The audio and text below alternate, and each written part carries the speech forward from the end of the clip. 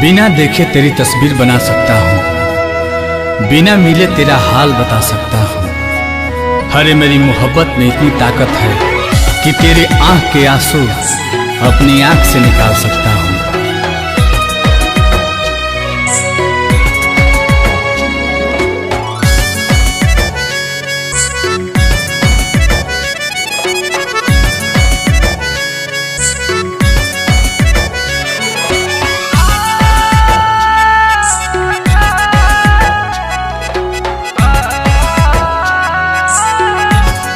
बिछड़ के कोपल तोहसे जियल बाटे गवारा हो।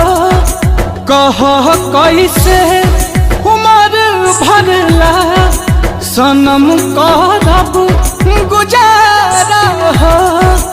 रोता दिल बेचारा हो, होई प्यार ना दोबारा हो, होई प्यार ना दोबारा हो, होई प्यार ना दोबारा हो, होई प्यार ना दोबारा हो।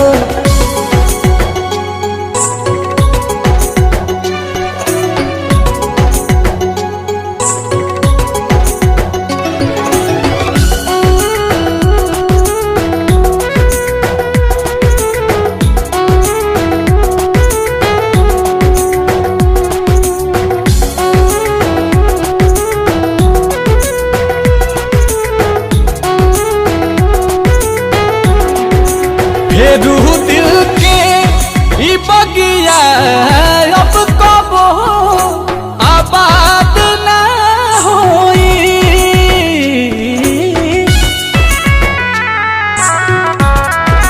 सिवा तोहरा रहे ना प्यार कबो तहरा बात ना होई।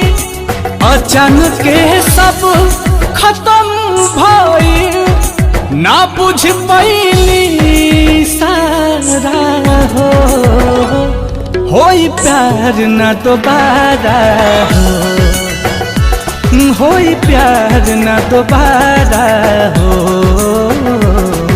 होई प्यार ना दोबारा हो, होई प्यार ना दोबारा हो।